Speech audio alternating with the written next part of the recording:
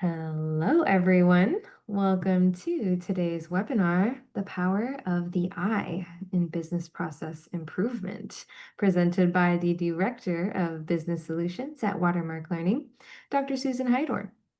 My name is Mariela Salinas, and I'll be assisting and moderating our session today. We are in Zoom for today's webinar, and we will be sharing a copy of this recording with you in an email after the session. We do encourage participation throughout the webinar, so please use the chat or that Q&A option for our short Q&A after the presentation. Educate 360 is so excited to present this webinar today. So without further ado, I'll hand it over to you, Dr. Heidorn. Thank you so very much, Mariella. Welcome. We are going to talk about one of my favorite things to talk about is business process improvement. I am always under the guise of everything can be improved. There's absolutely nothing that can't be. And having been a consultant for 30 years, I will tell you, every time I've gone into an organization, there's always processes that can be improved. And so we can't stand on our laurels saying, oh, this process is good, because there's probably ways we can always learn to improve processes. And that's what we're going to talk about today, is give you a brief introduction about what the process is to improve your processes. So we are going to talk about a business process improvement framework. So you'll have a little bit of framework as you work with your processes. We'll talk about the purpose and the value. What does the value get? Because it is work. It is work, but hopefully you're doing it to increase value in the organization, increase value to your stakeholders. And then as you design that new process, I'm going to give you some design principles, tips, hints that you can take back and use in your own organizations after this session. So let's start first. What is a process? A process is ongoing. It is something that must add value, because if you have processes that don't add value, one of the first things you have to do is say, why on earth are we doing this? It needs to align to business objectives, and processes take inputs to either transform those inputs or consume those inputs to get an output. So there are always things coming in from various stakeholders or vendors or suppliers. We do something with them, whether you're in manufacturing, whether it's a service process, doesn't matter what kind of process. It always has inputs. You do something with those inputs and you get an output that, again, should provide value to the organization and to the stakeholders. So what is process improvement anyway? It's really a systematic approach to help your organization optimize, and I want to focus on optimize its processes. Because processes, when we put in processes, we try and design them to the best of our ability to make them really good. And then life happens, right? So your stakeholders change their needs. Somebody decided, oh, well, this process is okay, but it'll be faster for me if I do it this way. Or you just train them on a new process and they forget how to do it, so they go back to their old ways. And so there's all kinds of believe me, fun reasons why processes, that were so streamlined and worked perfectly before get all gummed up, and so it's like, wow, we got to improve them again. And so it's really about trying to keep your eye on the ball, eye on the processes, because, just things change so much that, and people's behaviors, we have to change their behaviors when we put in a new process. So there are all kinds of things that can create havoc to a really good process. And we want to be able to achieve the most efficient results that we have. So every single process, like I said, and I've been a consultant over 30 years, there's not one company, no matter what type of company, that couldn't improve some of their processes. And most of the time, that's what I was working on, is improving their processes, automating new processes, streamlining processes. We were always doing something with processes, which if you work with software, you kind of know that anyway, because you have to Improve your processes before you add software, which doesn't unfortunately always happen. So thinking about anything can be improved. How do you eat a banana? Now, if you are like me, so I take the stem and I break the stem off and then I peel it down and then I have this little mushy piece at the end, right? And supposedly, if you pinch it off at the bottom, then you have a handle to be able to eat with. Now, are you going to change the way to how you eat a banana? Maybe, maybe not. But there's always ways to look at things. It's like, okay, if I look at this way, or look at this way, I look at this way, at different viewpoints, and that's the thing about one of the things I want to say about business process is you need other people to see things you don't see anymore. If you've been doing this process forever, it sometimes takes those people that, like are new to the job, right? They come in, they go, why are we doing that? Isn't there an easier way? I'm going to raise my hand to that because the first day on the job, right out of college, I think it was going, well, why are we, that seems convoluted and crazy. So I have been a process improvement person for a long time. It's like, oh, it's got to be easier. This is painful. I don't know if it's because I'm lazy or I just think things can be a lot better, but I'm always improving those processes. So whether, that helps you eat a banana, the next time you have a banana, try it out if you're doing something different. So improvements help us move from current state to future state. The future state is going to be that improved process. But before we can do that improved process, we have to know what's wrong with the process, which we usually call current state. And so we have current state and then we have future state. And a lot of times I've seen people just kind of say, oh, we'll just get to the future state and, magic happens. Everybody has a magic wand, which I do actually ask those questions. If you had a magic wand, what would the future state look like?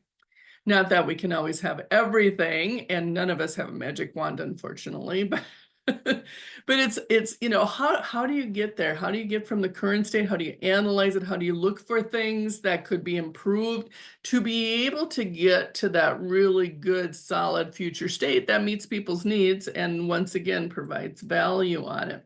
So what are the challenges? Because it's like, well, why aren't we doing this all the time? Well, we do have some challenges, and you may have heard of these because I can't, if I would have gotten $1 every time, that type of thing, because that's the way we've always done it. How many of you can raise your hand going, yep, I've heard that one, right? I have heard that a lot. Well, that's really interesting. I don't want to say, well, why are you doing that? Because people get defensive, but it's like, well, that's really interesting. How did we get there? Well, that's, the way we've always done it. That's the way I was taught to do it, and if it ain't broke, don't fix it type thing, right? And so there's kind of that mentality that we're not always having our radar out there saying, hey, wait, what can be better? What can be, like I said, everything can get better. So we don't have that mindset, that process mindset that allows us to kind of say, let's step back. Is there a better way to do that? Is there a faster way to do that? Is there an easier way to do that? Can I save some time so I can work on other things? Can I save time for other people? Certainly another challenge is aligning improvements to the strategy. So when we're doing process improvement, when we're improving processes, it should all align to that business strategy and to what the customers need. Because if it doesn't, why are you improving the process? And so whether it's the customer stakeholder needs or, certainly to the business strategy, because you don't want to create this wonderful, beautiful new process and the organization is going left and the process is going to take you right. I wanted to, the company wanted to go to California and you're on your way to Maine, to opposite sides of direction. So everything you do needs to take into context as you're doing process improvement to say, where's the organization going? What are the strategies that they have that this process, as we develop it, can support those efforts and make them go a lot easier and again, in the same direction. And then certainly one of the things that you have to do is engage senior leadership, and I'm going to say and, which is important, all the employees. So one, senior leadership, if you don't get their buy-in, the improvement effort is just going to fall by the wayside. Well, if senior management doesn't want to do it, why are we doing this? It's not going to go anywhere, right? So you do have to get them involved. You have to get their support, in which case you say, hey, if we do this new process, here's the value the organization will get. Here's the value you will get. Oh, yeah, that probably makes sense, So you have to get senior leadership in or it's going to fall apart. But you also have to get the employees who do that process involved, getting their buy-in, figuring out what's in it for them. Because if you don't get their buy-in, guess what? They're not going to change their behaviors.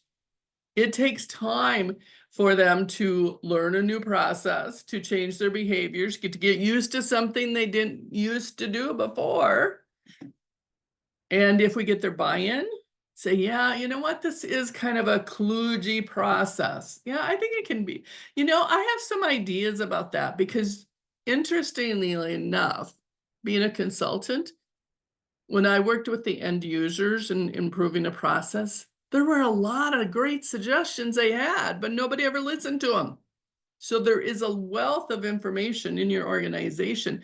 And sometimes, they had a great idea, but you couldn't do it. Maybe there was a constraint, or maybe it impinged on another process that couldn't be changed. There are some things that you just can't do, but at least if you listen to them, it's amazing how far you can get their buy-in. So those are some of the key things. And then the other piece I want to leave you with is sustaining the results. They say it takes 30 days to change a habit. Now, I don't know about you, if you have New Year's resolutions or resolutions in the middle of the year, whenever you do them, if you've ever tried to change a habit, it takes a while. And actually, I just came across an article that says it takes more, because I go, God, I'm really good at 30 days, but then I fall off the wagon in the sense of I go back to my old processes. And I realized, and I was reading this, I thought, wow, that's really interesting because it can take up to 68 days, 3-4 months to get used to the new process. Whether it's changing your eating habits, whether it's exercising, whether it's your keeping your desk clean, or doing the prioritized projects first and not the stuff that you love to do, because that's always always fun, but the stuff that you really need to get done, focusing on priorities. So whatever you are trying to change in your behavior, when we introduce new processes into the organization, we are changing people's lives. They used to come to work, they could do it in 5 minutes, they could do it in their sleep because they did it so long. Think about it. If you're sitting there, I realized this, that my grandson, we got him a set of boots because he was helping us at the farm. We have a farm up north in Minnesota. And he didn't know how to tie his boots. And I'm sitting there thinking, gee, how do I teach him how to tie boots? Because he's always had the slip-ins. Mom and dad were kind of saying, I don't want to tie her shoes, just get slip-on. So he had that, and he goes, how do I tie my shoe? And I'm going, and I've tied my shoe since I was, I don't know how old. But I had to think about it because it's like, well, do I do one loop over the nut? I tie my shoes every day, multiple times a day. But if I had to sit down and give you instructions, I wouldn't remember. I just do it. You just, muscle memory. You just do it. Well, that's how people are with their processes, muscle memory. So I just do it. It just comes. And then when you change something, it's like, oh no, what am I supposed to do? And then they got to think about it, and it takes longer, and then they get kind of frustrated. It's like, oh, I thought this was supposed to be easier and make my life, better. And now this is so long, or whatever that, it is. And so it's really about sustaining. And that's one of the key things. If I leave you with nothing else, you have to sustain the change. It's one thing to make the change because we're all on the effort of making the change. But then we go, okay, done, see you later. and then the change in sustain, and people go back to, I hate to say this, their old habits. So process improvement, this is just kind of a fun little quote. It's not necessarily to change because survival isn't mandatory. We change all the time, and whether it's at work, whether it's our personal lives, there's always changes going on.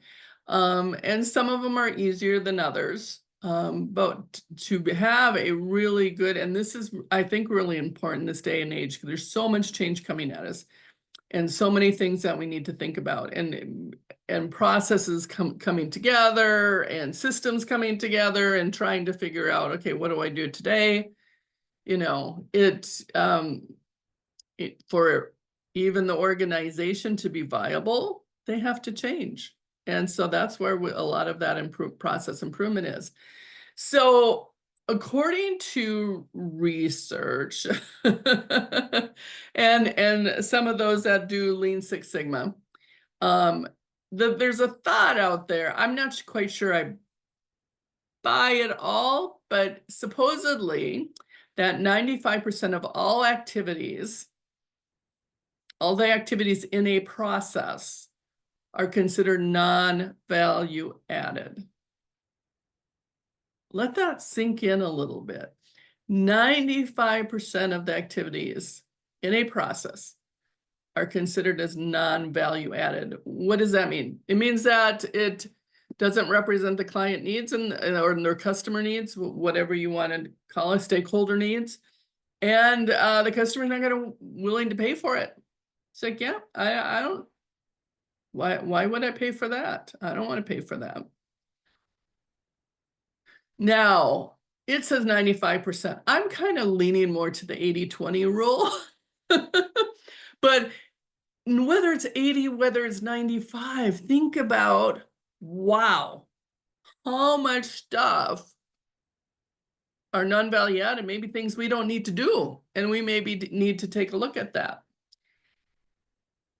So these are activities that, if they don't produce value to the customer, can be eliminated, or should be, or reduced or simplified, and not being so convoluted. So that gives us a huge opportunity of considering a lot of things. So what do we mean value added? Value added is any activity that your product, your service, the customer is willing to pay for. Yep, I'm going to pay for that. I get good value from that. Makes sense. Good to go. Now there are, as we know, value enabling activities. These don't add value to the customer, but they're required. So it's any activity that your business has to do that's such as a regulation. Well, the customers don't want to pay for regulations, but if you're not following them, they might get a little upset. Payroll, you know, we got to pay your employees or you probably won't have any, but that's a value enabling activity. And then all of the rest are non-value added activities.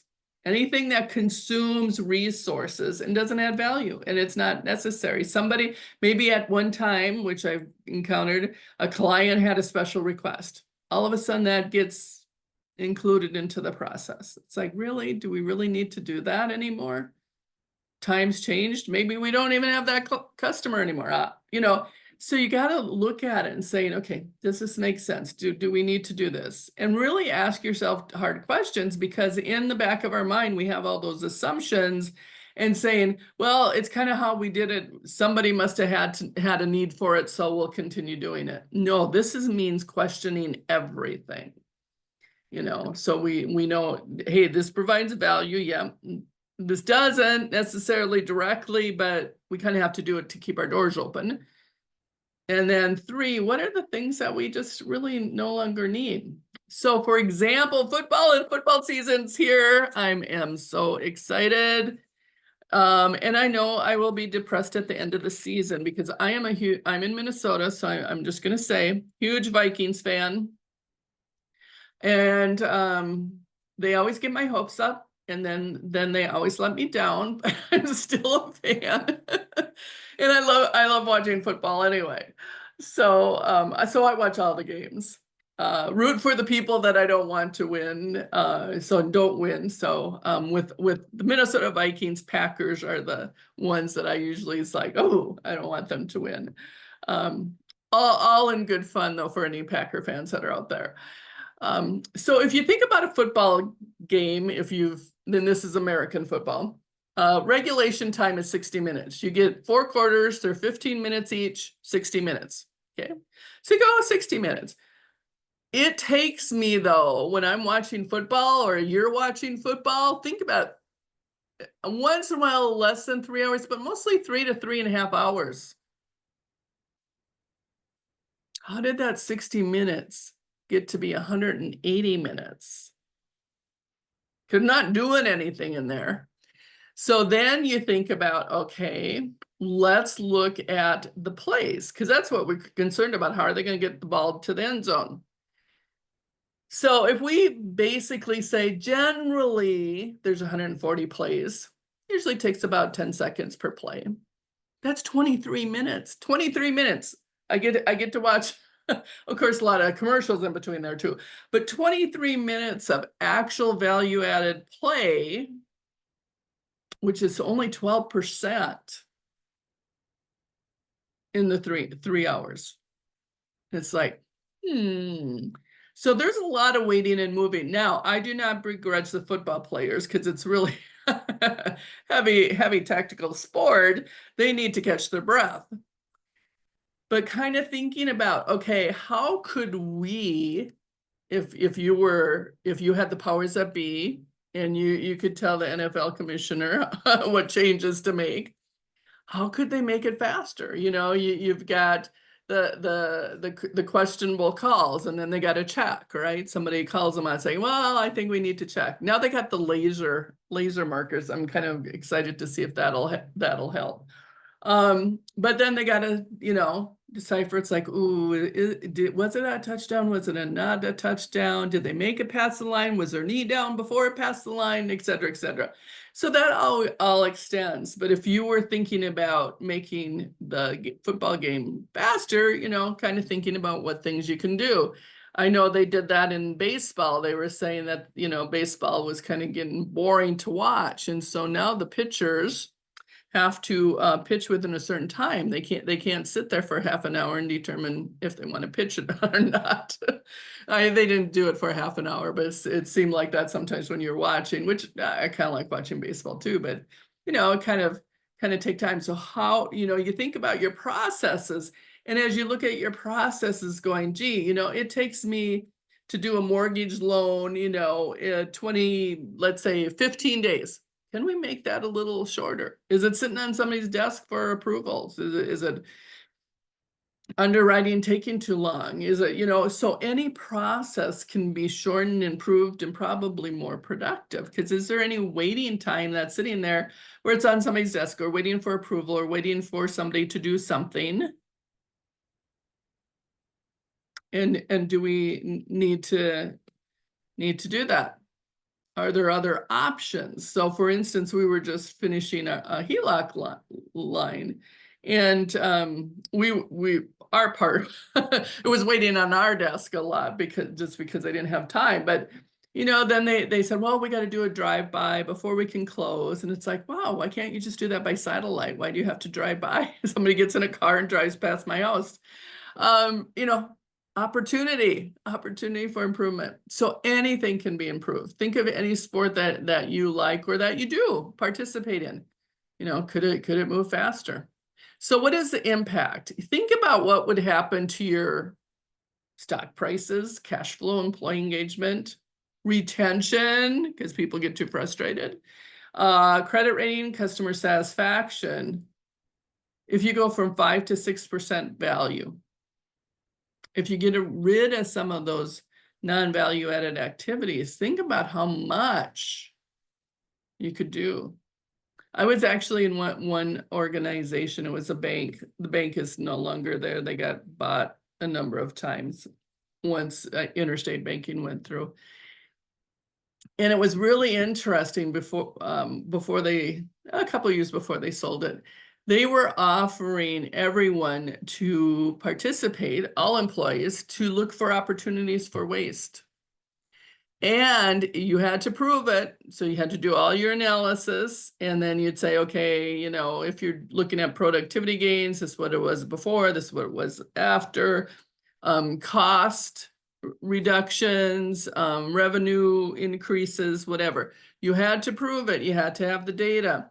But they said, whatever you save or whatever you additionally bring in, you get 10% of that.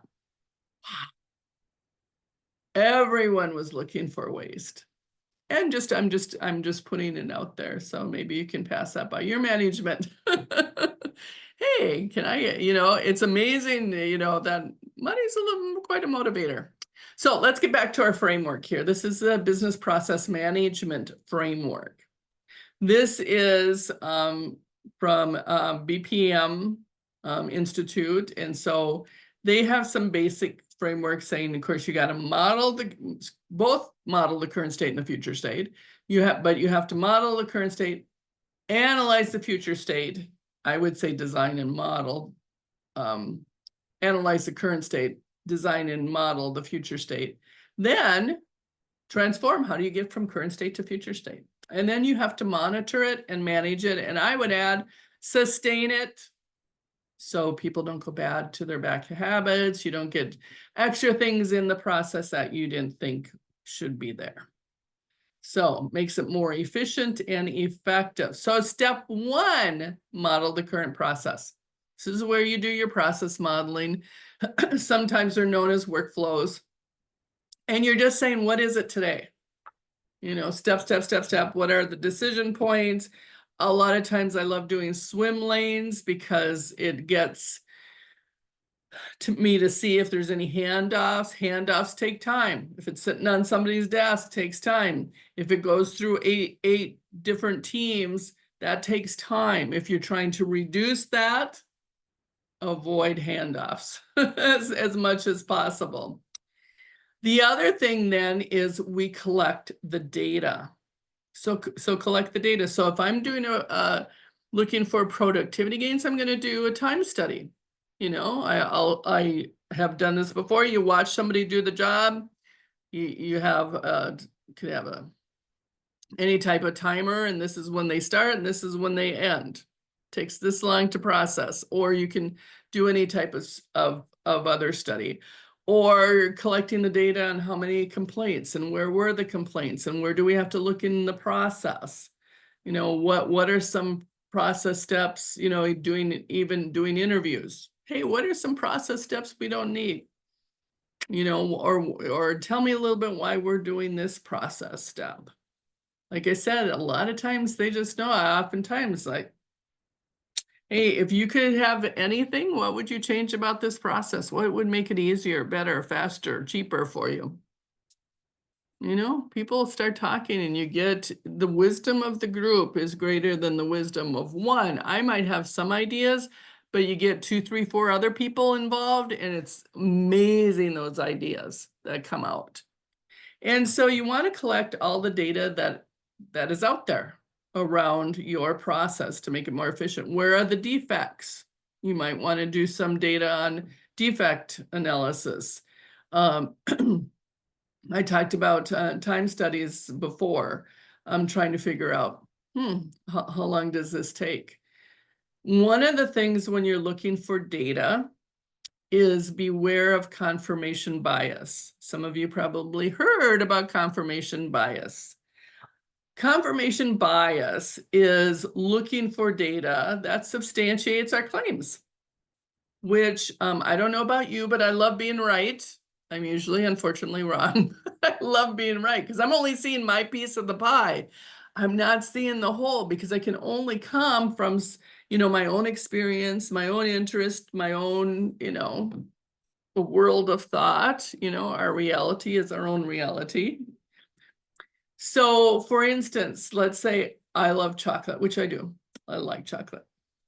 So if somebody said, I was doing a study on the health effects of chocolate, or just, whether it was good or bad. And I love chocolate. I will look for everything, all the data that says chocolate's healthy for you, particularly dark chocolate, because I've looked.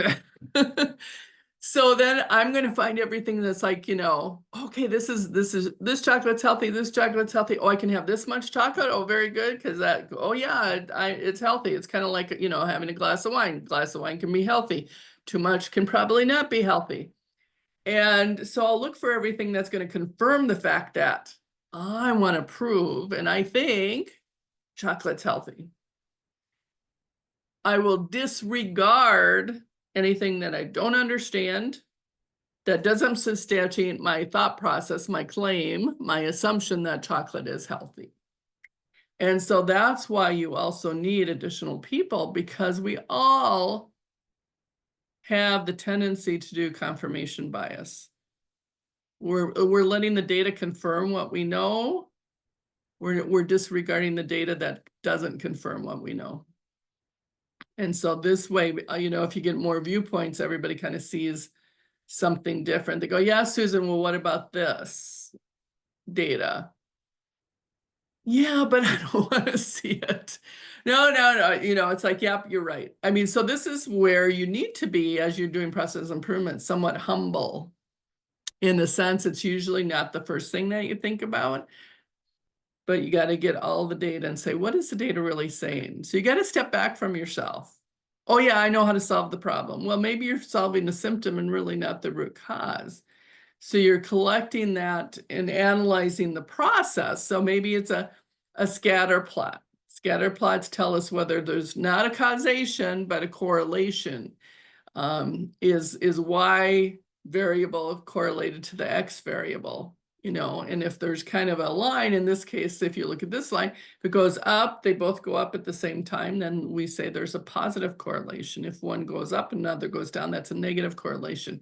They're scattered all over the place, there's no correlation. But correlation just says, as one variable goes up, the other variable goes up. But does that mean causation? No.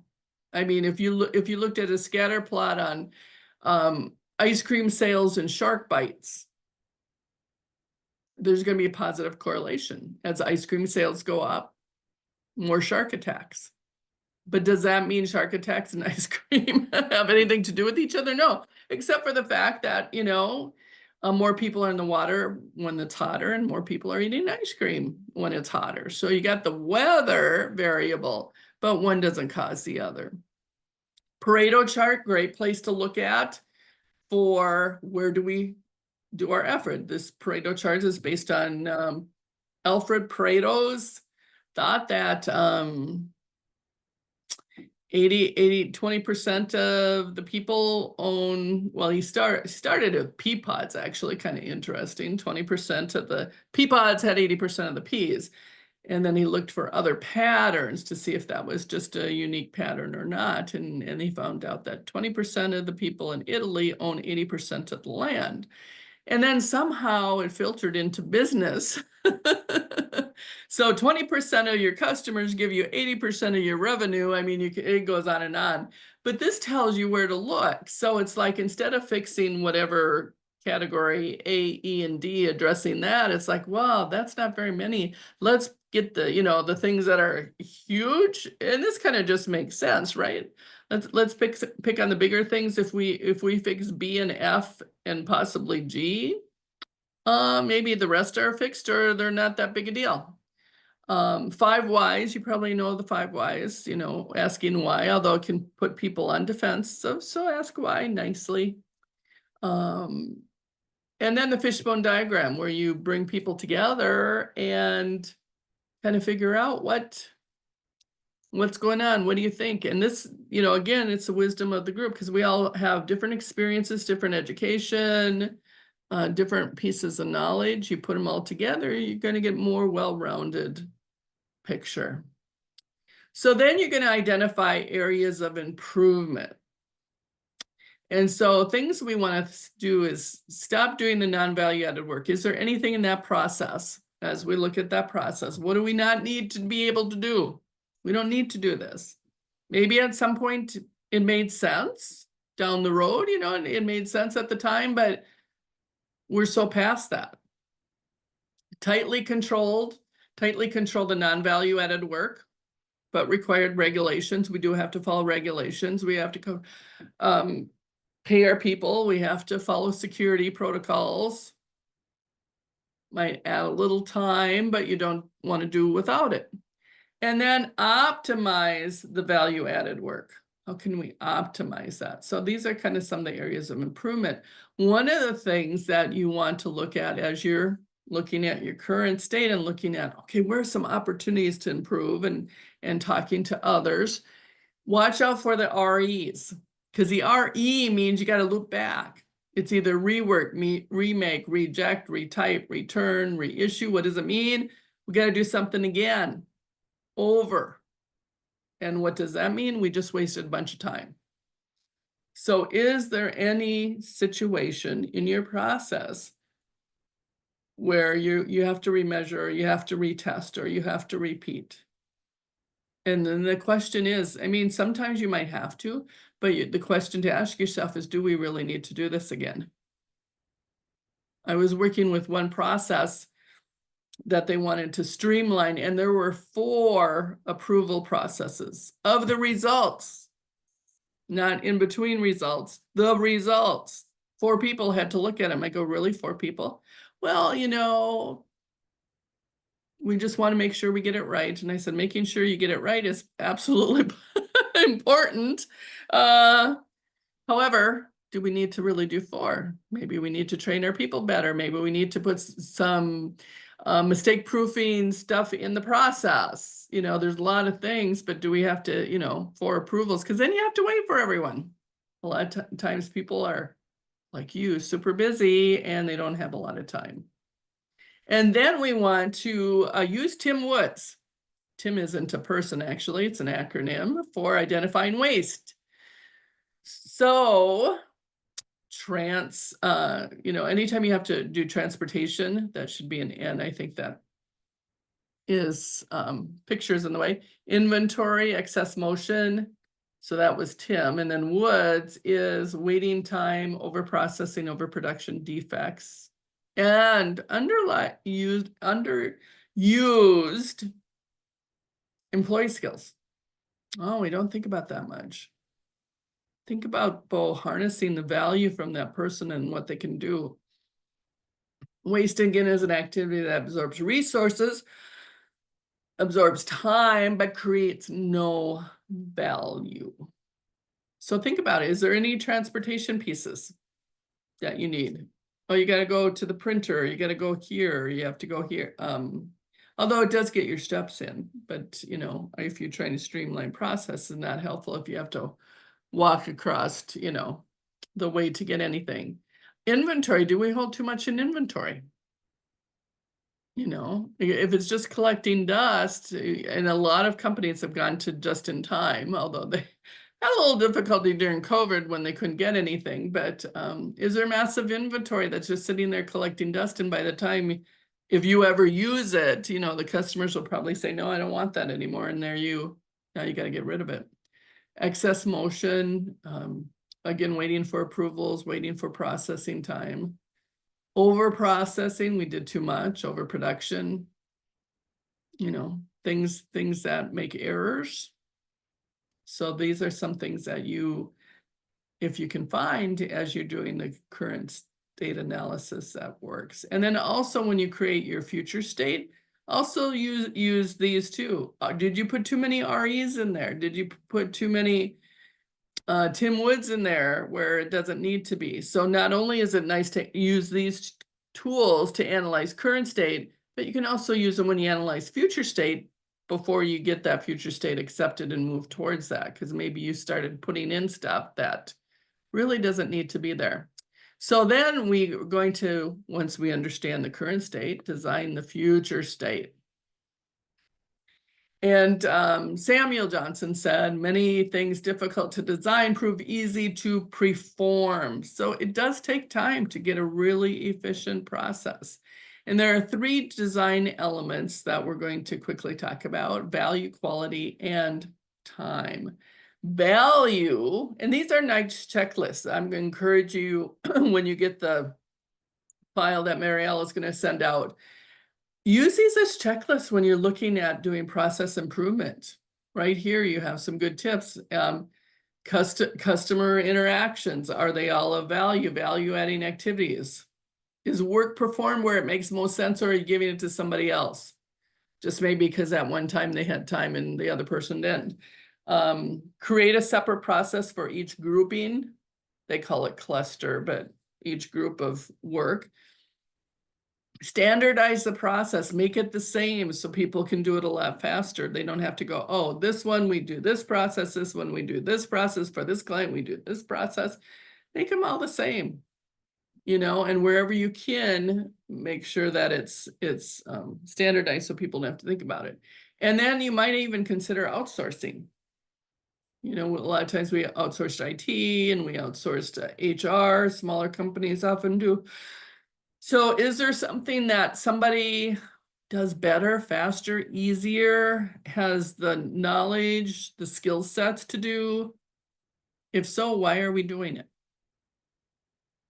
Then quality of design, single point of contact.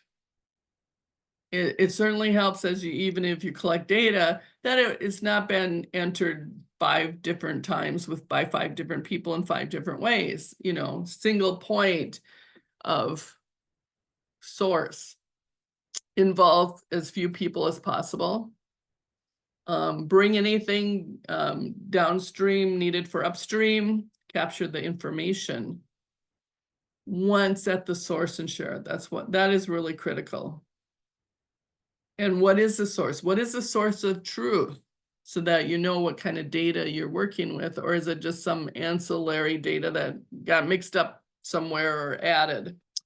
And making sure that, it is quality. And then time. Minimize those handoffs. Like I said, swim lanes are a great way to show handoffs. Making sure that there's a continuous flow. It's not sitting on somebody's desk or waiting for approval, or they don't know about it. Certainly make smaller batches. Don't, and I know sometimes in manufacturing, that's hard. It's like, well, once we got the machines already ready for this batch, we don't want to reconfigure it. But at the same time, you make too many, and then how are you going to get rid of them? Because maybe the customers don't need it anymore. Use co-located or network teams. Said you could do networking too. And then redesign it first. This is critical. Redesign, improve your processes first, and then automate them. Otherwise, you're just automating a bad process. And then you've got all those things that don't provide value in the system, and it's even harder to change. So don't want to be able to do that. And then we have to be able to transform the change. We have to go from current state to future state, actually implement it. Get people trained, get people's buy-in, making sure that they understand what they're doing, and hopefully you got their buy-in all the way through. And this is where you have to change their behaviors, their mindsets, culture. Fun little thing, culture does not change because we desire it to change. Culture changes when the organization is transformed. Culture reflects the realities of people working together every day. So it is going to take time, but make sure you get your buy-in, get all your support that you need. Get those stakeholders involved. This is huge, huge, huge. Wherever they get involved, they can have ownership. When they have ownership, they're more likely to come along with the change and actually do the process that you designed. So have them help you. A lot of times as a consultant, I never did their processes, and I didn't have to do them when I was done improving them. That's why I wanted their input. What do you think we should do with this process? How should we streamline the process? That's where you're going to get information. And then they'll go, oh, somebody actually wants to know what I think. Oh, yay. you're going to start getting buy-in, building the trust. So develop a sense of urgency, why they have to change anyway. Ain't fixed, ain't broke, don't fix it type thing. Provide a compelling reason. Okay, we can't sit on our laurels. I know that worked in the past, but now we got to move forward and revisit all of our assumptions, revisit the ways we used to do work. If you can get a group of people together to support the efforts is really huge, creating that vision of the future. Doing enough communication. A lot of times we think communication happens. Well, everybody knows about the change. Well, everybody knows why we're doing it. I'm going to guarantee you they don't. We think they do, but they don't. And so getting people involved, communicating them frequently, listening to them, having some type of feedback, identifying what's in it for me. People want to know, okay, I get you all have to change. Have fun, but I don't want to. Why do I have to change? People want to know that. What's going to be different?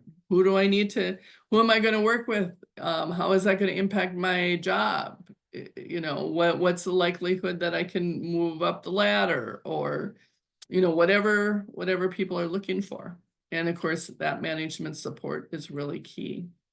And then once you have it in and it seems like it's going okay, you have to manage and monitor the process. Like I said, you have to sustain it, because otherwise you create one process this year and you go revisit it by the end of next year, it'll probably have changed. Sometimes because it has to, maybe the customers have changed, and you need to be nimble and agile and all of those fun terms. But also sometimes we just start getting more convoluted things. Somebody went on vacation, forgot how to do the process. So they said, well, if I do it my old way, it's going to be just as fine. Yeah, no, not really. So being able to monitor and manage that. And then, understanding the critical success factors, sponsorship, measurements, that's key. Whenever you do a business process improvement, what measurements are going to tell you succeeded? Is it going to be cost savings? Is it going to be productivity time? Is it going to be new revenue? Brand identity, increased market share, whatever it is, you got to make sure there's a measure before and that you actually measure it at the end. Once the new process is in, did we get those cost savings? Did we get those additional revenue? Did we get that additional market share? And making sure that you manage those metrics and check at the end to see, hey, did you actually get it? And if not, why didn't you get it? Was it because people were trained 6 months in advance and they forgot how to do the new process? Was it because they just were going to wait life out? I've been invited to many of those parties as a consultant. Oh, you're the third consultant we had in here. We'll just wait you out, which is true. I was the third consultant, but they didn't wait me out because I put in processes in place that they didn't have that option. I also got their buy-in, which was key, and communicated with them. Clear communication, accountabilities, and making sure that everyone knows what they're supposed to be doing. Making sure that they understand what's going on. Make sure you have a feedback process to know whether it's processes on track or not on track. Some of those are key. So the case for BPI is increased customer satisfaction, employee morale, reduced process time, reduced cost, increased revenue, increased quality, process flows. So I would say probably productivity, and then reduce waste. Nobody wants to do their time. It's like, this adds no value. Why am I doing it?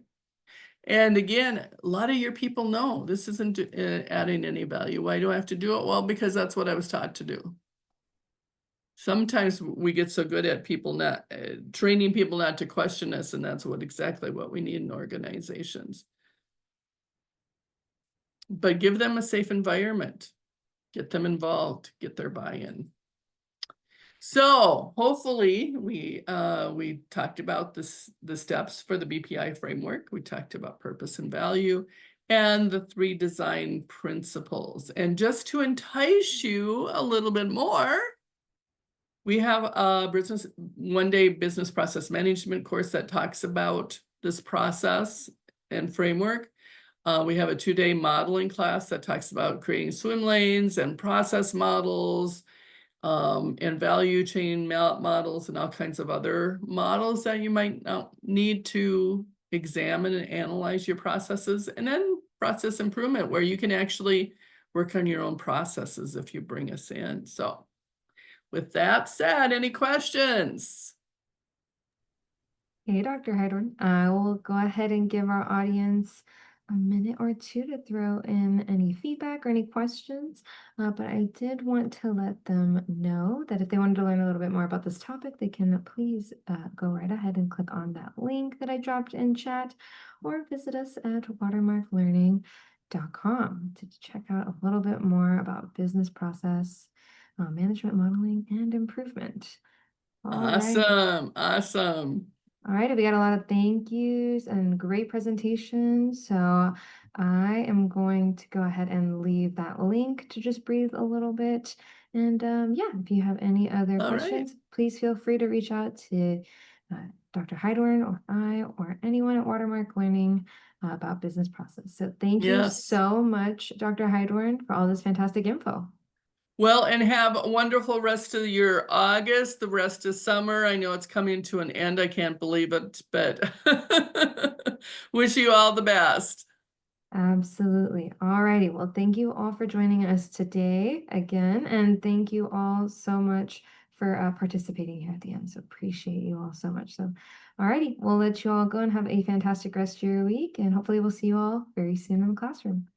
Bye for now. Bye-bye.